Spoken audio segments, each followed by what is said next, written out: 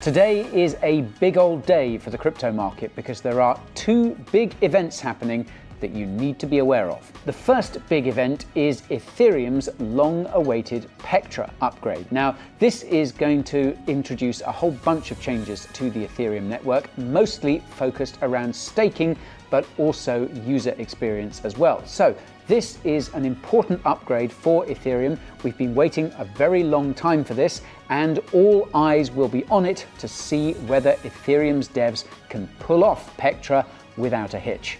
If past Ethereum hard forks are anything to go by, this one should go smoothly. The Ethereum team are masters at pulling off these complex upgrades without anything going wrong. So chances are ETH should be okay. However, if there is anything wrong with the upgrade, then unfortunately you can expect ETH's price to take a tumble. If the upgrade goes well, however, it might pump a little bit, but let's face it, Ethereum is going to need a lot more than that to get back to the moon. Now, the other big event of today is much more consequential for the overall market, and that is the latest meeting of the Federal Reserve's Federal Open Markets Committee. Now, this is basically where all the Fed governors get together and decide whether or not to lower, raise, or just keep interest rates the same.